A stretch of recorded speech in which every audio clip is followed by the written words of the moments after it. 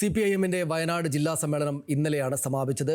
36 വയസ്സ് മാത്രമുള്ള DYFയുടെ ജില്ലാ സെക്രട്ടറിയായി പ്രവർത്തിക്കുകയായിരുന്ന K. റഫീഖിനെ ആണ് വയനാട് ജില്ലാ സെക്രട്ടറിയായി CPIM പാർട്ടി സമ്മേളനം തെരഞ്ഞെടുത്തിരിക്കുന്നത്. CPIM വയനാട് ജില്ലാ സെക്രട്ടറിയായി അങ്ങനെ തെരഞ്ഞെടുക്കപ്പെട്ട K. റഫീഖ് ഇപ്പോൾ ന്യൂസ് മലയാളത്തോടൊപ്പം. റഫീഖ്, സ്വാഗതം, അഭിനന്ദനങ്ങൾ.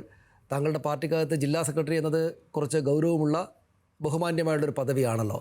ചെറിയ പ്രായത്തിൽ താരതമ്യേന സമാനതകളില്ലാത്ത വിധം താങ്കൾ ആ സ്ഥാനത്തേക്ക് എത്തിച്ചേർന്നിരിക്കുന്നു. ഇതിപ്പോൾ ഇങ്ങനെ വലിയൊരു പദവി കിട്ടിയതിലെ സന്തോഷമാണോ, അല്ല പാർട്ടി ഇത്തരമൊരു വലിയ ഉത്തരവാദിത്തം ഏൽപ്പിച്ചതിലെ ആശങ്കയാണോ താങ്കൾക്ക് ഈ ഘട്ടത്തിലുള്ളത്? നാളിതുവരെ പാർട്ടി ഏൽപ്പിച്ച ഉത്തരവാദിത്തങ്ങൾ പാർട്ടി നേതൃത്വത്തിൻ്റെ സഹായത്തോടുകൂടി കൂട്ടായ പ്രവർത്തനത്തിൻ്റെ ഭാഗമായി നിർവഹിക്കാൻ സാധിച്ചു എന്നാണ് ഞാൻ കരുതുന്നത്. പാർട്ടി ജില്ലാ സമ്മേളനം ഐക്യകണ്ഠേന ജില്ലാ കമ്മിറ്റിയെയും അതുപോലെ തന്നെ ജില്ലാ സെക്രട്ടറി ഉൾപ്പെടെയുള്ള എല്ലാ തിരഞ്ഞെടുപ്പുകളും ഐക്യകണ്ഠേന നടത്തി ചുമതല ഏൽപ്പിച്ചിരിക്കുകയാണ്. അത് ആ നിലയിൽ തന്നെ ഏറ്റെടുത്ത് മുന്നോട്ട് പോകാൻ കൂട്ടായ നേതൃത്വത്തിൻ്റെ ഭാഗമായി കഴിയുമെന്നുള്ള ആത്മവിശ്വാസമാണ് എനിക്കുള്ളത്. റഫീഖ്, ഇതിപ്പോൾ രണ്ട് കാരണങ്ങളാൽ. ഒന്ന്, ഈ പ്രായക്കുറവ്. സാധാരണഗതിയിൽ ഞങ്ങൾ CPIM-ൻ്റെ രാഷ്ട്രീയത്തെ ശ്രദ്ധിക്കുന്ന മാധ്യമപ്രവർത്തകരും മറ്റ് രാഷ്ട്രീയം ശ്രദ്ധിക്കുന്ന ആളുകളുമെല്ലാം ഇങ്ങനെ ജില്ലാ സെക്രട്ടറി സ്ഥാനത്തെ കുറേക്കൂടെ മുതിർന്ന, കുറേക്കൂടെ പ്രായം കടന്ന ആളുകളെയാണ് എത്തിപ്പെടാറുള്ളത്. അതുകൊണ്ട് ആ ഒരു കൗതുകം നമ്മൾക്കുണ്ട്. ഒപ്പം ഈ പറയുന്ന രണ്ട് ഘട്ടം കഴിഞ്ഞ്, 2 ടേം കഴിഞ്ഞ് 3-ാം ടേമും ശ്രീ ഗഗാറിൻ തന്നെ ജില്ലാ സെക്രട്ടറി സ്ഥാനത്തേക്ക് വരും എന്നൊരു തോന്നലും ഉണ്ടായിരുന്നു. ഇതിപ്പോൾ ഈ പ്രായക്കുറവ് എന്ന സംഗതി എന്തുകൊണ്ട് ഇത്ര വലിയൊരു ഉത്തരവാദിത്തം താങ്കളിലേക്ക് ചെറിയ പ്രായത്തിൽ വന്നു എന്നാണ് ഞങ്ങൾ മനസ്സിലാക്കേണ്ടത്. അതായത് നമ്മൾ മനസ്സിലാക്കേണ്ടത്, പാർട്ടിയുടെ ജില്ലാ കമ്മിറ്റിയിൽ 27 പേരാണ് ഇപ്പോൾ നിലവിലുള്ളത്. ആ 27 പേരിൽ യുവജനങ്ങളുണ്ട്, മഹിളകളുണ്ട്, വയനാടിൻ്റെ പ്രത്യേക സാഹചര്യത്തിൽ ആദിവാസി ജനവിഭാഗത്തിൽ നിന്നുള്ള ആളുകളുണ്ട്, അനുഭവ സമ്പത്തുള്ള ഒരുപാട് സഖാക്കളുമുണ്ട്. ഇവരെല്ലാം ചേർന്ന ഒരു ജില്ലാ കമ്മിറ്റിയാണ്. അപ്പോൾ സ്വാഭാവികമായിട്ടും കൂട്ടായ നേതൃത്വം എന്ന നിലയിൽ നിർവഹിക്കുക. ആ നിലയിൽ കൂട്ടായ നേതൃത്വം എന്ന നിലയിൽ തന്നെയാണ് ഓരോ പ്രവർത്തനങ്ങൾ ഞങ്ങൾ ഏറ്റെടുത്ത് മുന്നോട്ട് പോവുക. അപ്പം പ്രായമൊന്നും അവിടെ ഒരു മാനദണ്ഡമല്ല. അതിന് പകരം ഒത്തുചേർന്ന് പ്രവർത്തിച്ച് മുന്നോട്ട് പോവുക എന്നത് തന്നെയാണ്. യുവജനങ്ങളെ കൂടുതൽ പരിഗണിക്കുന്ന ഒരു നില പൊതുവെ പാർട്ടി സ്വീകരിക്കുന്നുണ്ട് കുറേ കാലമായി തന്നെ.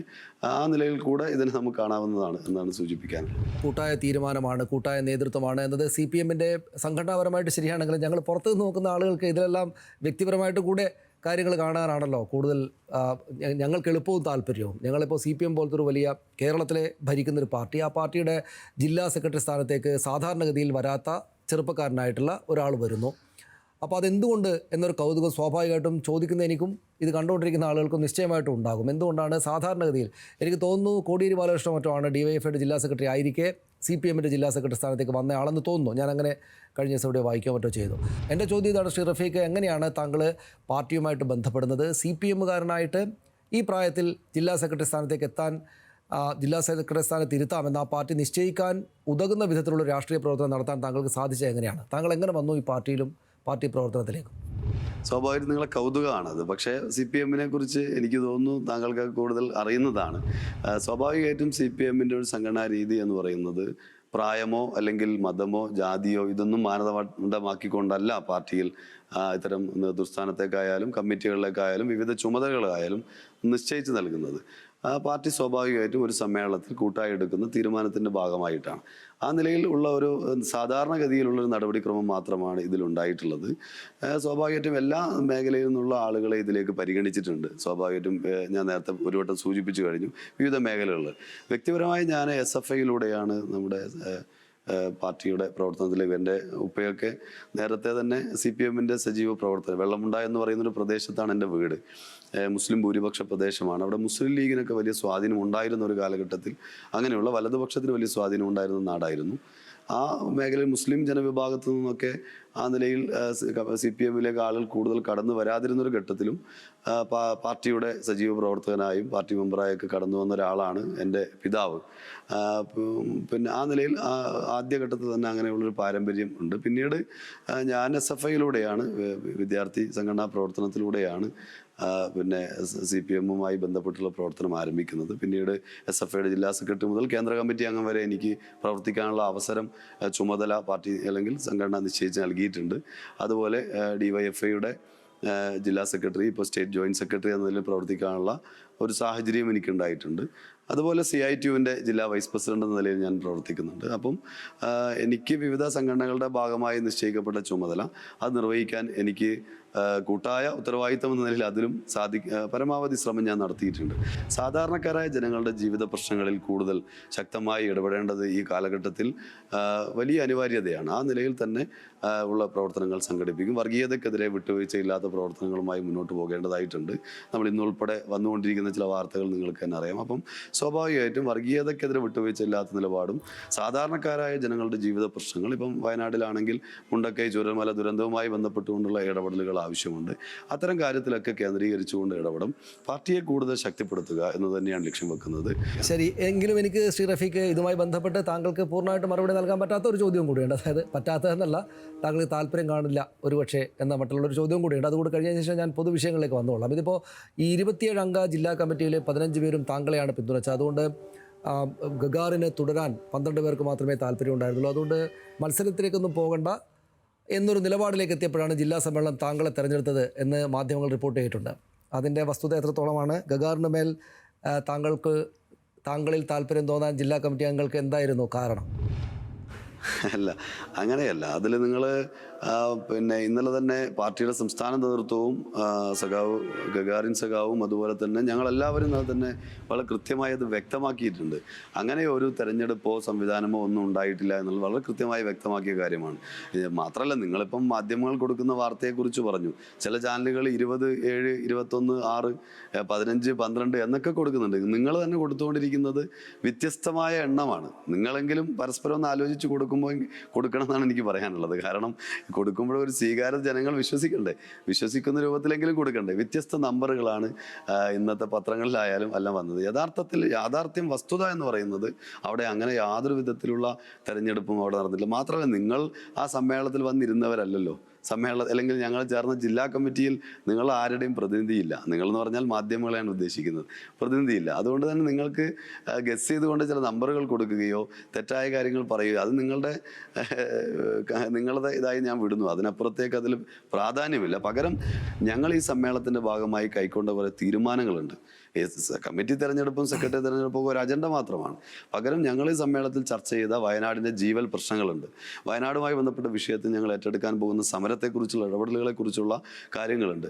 അത്തരം കാര്യങ്ങളാണ് യഥാർത്ഥത്തിൽ മാധ്യമങ്ങൾ സമൂഹത്തിന് മുമ്പിൽ പ്രചരിപ്പിക്കേണ്ടത് എന്ന ഒരു അഭ്യർത്ഥനയാണ് നമുക്കുള്ളത്. നിങ്ങൾക്ക് നിങ്ങളുടേതായ സ്വാതന്ത്ര്യമുണ്ട്, പക്ഷേ ആ ഒരു അഭ്യർത്ഥനയാണുള്ളത്. ഏതായാലും സമ്മേളനത്തെ സംബന്ധിച്ച് നിങ്ങൾ കൊടുത്തുകൊണ്ടിരിക്കുന്ന ഈ വാർത്തകളെല്ലാം തെറ്റായ വാർത്തകളാണ്. അങ്ങനെ യാതൊരു സംഭവം അവിടെ നടന്നിട്ടില്ല. വളരെ കൃത്യമായി ഏകകണ്ഠമായിട്ടുള്ള ഒരു തെരഞ്ഞെടുപ്പാണ് ഈ കാര്യത്തിലെല്ലാം നടന്നിട്ടുള്ളത് എന്നുള്ളതാണ് വസ്തുത. ശരി. ഇനി ഏതായാലും അതിൽ കൂടുതൽ ഉത്തരങ്ങൾ ഞാൻ പ്രതീക്ഷിക്കാത്തതുകൊണ്ട് കൂടുതൽ ചോദ്യങ്ങൾ ഞാൻ ചോദിക്കുന്നില്ല. താങ്കൾ പറയാനുള്ള പറയുകയും ചെയ്തു. നമുക്ക് പൊതുവിഷയങ്ങളിലേക്ക് പോയാൽ ശ്രീ റഫീഖ്, ഇവിടെ വയനാട് ഇപ്പോൾ ദേശീയ ശ്രദ്ധയിൽ തന്നെയുള്ള ഒരു പ്രധാനപ്പെട്ട സ്ഥലമാണ്. ലോക്സഭാ മണ്ഡലം രാഹുൽ ഗാന്ധിയും പിന്നീട് പ്രിയങ്ക ഗാന്ധിയും തെരഞ്ഞെടുക്കപ്പെട്ട മണ്ഡലം എന്ന നിലക്ക് BJP ആണെങ്കിൽ വളരെ ശക്തമായിട്ട് തന്നെ മത്സരം ഇലക്ഷനിൽ കൊടുത്തു. BJPയും കാര്യമായിട്ട് അവിടുത്തെ ആദിവാസി മേഖലകളൊക്കെ ശ്രദ്ധിക്കുന്നുണ്ട് എന്ന വാർത്തയും പുറത്തുണ്ട്. സ്വാഭാവികമായിട്ടും വയനാട്ടിൽ ഇടതുപക്ഷ പ്രസ്ഥാനങ്ങൾക്ക് ഉള്ളതുപോലെ തന്നെ അല്ലെങ്കിൽ ഉള്ളതിനേക്കാൾ കൂടുതൽ കോൺഗ്രസിന് സ്വാധീനമുണ്ട്. BJPയും അവിടെ വലിയ സ്വാധീനം ഉണ്ടാക്കാൻ വേണ്ടി ശ്രമിക്കുന്നുണ്ട്. BJPയുടെ ചില വിഷയങ്ങൾ പ്രത്യേകമായിട്ട് അവിടെ കണ്ടെത്തുന്നുണ്ട്. ശരിക്കും CPMന് ഇടതുപക്ഷ പ്രസ്ഥാനങ്ങൾക്ക് കഴിഞ്ഞത് വലിയ തോതിൽ വോട്ട് കുറയുകയും മറ്റും ഉണ്ടായല്ലോ. അപ്പോൾ ഇടതുപക്ഷ പ്രസ്ഥാനങ്ങൾക്ക് ശുഭകരമായ ഭാവി തന്നെയാണോ അല്ലെങ്കിൽ മുന്നോട്ട് പോക്ക് തന്നെയാണോ ഉള്ളത്? വലിയ ഭഗീരഥ പ്രയത്നമാവില്ലേ CPMൻ്റെ ജില്ലാ സെക്രട്ടറി എന്ന നിലക്ക് കാര്യങ്ങളെ കുറെ കൂടെ മുന്നോട്ട് കൊണ്ടുപോകാൻ, ഇടതുപക്ഷത്തെ ആകെ മുന്നോട്ട് കൊണ്ടുപോകാനുള്ള ആ പ്രവർത്തനങ്ങൾ? നമുക്കറിയാം, നേരത്തെ തന്നെ വയനാട് എന്ന് പറയുന്ന ജില്ല വലതുപക്ഷത്തിന് വലിയ സ്വാധീനമുണ്ടായിരുന്ന ഒരു ജില്ലയാണ്. എന്നാൽ അതിൽ നിന്ന് കഴിഞ്ഞ കുറേ കാലങ്ങളായി നടത്തിയ പ്രവർത്തനത്തിൻ്റെ ഭാഗമായി വലിയ മുന്നേറ്റം പല തെരഞ്ഞെടുപ്പുകളുണ്ടായി. 2016 നമുക്കിവിടെ 2 തെരഞ്ഞെടുപ്പ്, അതിന് മുമ്പ് 3 സീറ്റുകളിൽ 3 നിയമസഭാ മണ്ഡലങ്ങൾ ജയിക്കുന്ന സാഹചര്യം, 2016 2 സീറ്റുകൾ ജയിക്കുന്ന സാഹചര്യം ഉണ്ടായിട്ടുണ്ട്. കഴിഞ്ഞ നിയമസഭാ തെരഞ്ഞെടുപ്പിലും നമുക്കിവിടെ വോട്ടിങ്ങിലൊക്കെ നല്ല മുന്നേറ്റം ഉണ്ടാക്കിയെടുക്കാൻ കഴിഞ്ഞു. പാർലമെൻറ്റ് തെരഞ്ഞെടുപ്പിൻ്റെ ഒരു പശ്ചാത്തലം നമുക്കറിയാം, ഒരു സാഹചര്യം നമുക്കറിയാം. 2019 തെരഞ്ഞെടുപ്പായാലും ഇപ്പോൾ നടന്നിട്ടുള്ള തെരഞ്ഞെടുപ്പുകളായാലും പാർലമെൻറ്റ് തെരഞ്ഞെടുപ്പുകളായാലും അതെല്ലാം പ്രത്യേകമായ സാഹചര്യമുണ്ട്. കോൺഗ്രസിൻ്റെ അഖിലേന്ത്യാ നേതൃത്വത്തിലുള്ള ആളുകൾ തന്നെ യഥാർത്ഥത്തിൽ BJPക്കെതിരെ മത്സരിക്കേണ്ട പോരാട്ടത്തിൽ പോലും വയനാട്ടിൽ വന്ന് മത്സരിക്കുന്നു. അവർ താരപരിവേഷം ഉൾപ്പെടെയുണ്ട്, നമുക്കറിയാവുന്നതാണ്. അതുപോലെ വലിയ രൂപത്തിലുള്ള സാമ്പത്തികം ചെലവഴിക്കുന്ന സാഹചര്യം, അത് ഒഴുക്കുന്ന ഒരു നിലയുണ്ടായി. അതുപോലെ എല്ലാ എല്ലാ വർഗീയതയെയും ഇതിൻ്റെ ഭാഗമായി കൂട്ടുപിടിക്കുന്ന സാഹചര്യവും ഉണ്ടായി. അപ്പോൾ അതിൻ്റെ എല്ലാം പശ്ചാത്തലം ഇവിടെയുണ്ട് വയനാട്ടിൽ. ആ പാർലമെൻറ്റ് തെരഞ്ഞെടുപ്പിനെ വെച്ചുകൊണ്ട് വയനാട്ടിലെ ബലാബലത്തെക്കുറിച്ചോ രാഷ്ട്രീയ സ്ഥിതിഗതികളെക്കുറിച്ചോ വിലയിരുത്താൻ നമുക്ക് സാധിക്കില്ല. ശരി, ഒറ്റ ചോദ്യം കൂടെ ശ്രീ കെ റഫീഖ്. ഇവിടെ നമ്മുടെ ഈ വനനിയമവുമായി ബന്ധപ്പെട്ടുള്ള ചർച്ചകൾ കഴിഞ്ഞ കുറേ ദിവസം ഉണ്ടായിരുന്നു. ഇപ്പോൾ ആ നിയമം നടപ്പാക്കുന്നത് പിന്നോട്ട് പോകുന്ന സർക്കാർ പ്രഖ്യാപിച്ചിട്ടുണ്ട്. പക്ഷേ CPM അടക്കമുള്ള സംഘടനകൾ, രാഷ്ട്രീയ പാർട്ടികൾ ഈ വയനാട് തുടങ്ങിയ മേഖലകളിലെ ജനങ്ങളുടെ ആഗ്രഹത്തോടൊപ്പം നിന്നിട്ടല്ല പ്രവർത്തിക്കുന്നത് എന്ന വിമർശവും ചില ഘട്ടങ്ങളിൽ ചില ഭാഗങ്ങളിൽ നിന്ന് വരാറുണ്ട്. CPM അക്കാര്യത്തിൽ ഇനി എന്തൊക്കെയായിരിക്കും ശ്രദ്ധിക്കുക അവിടെ?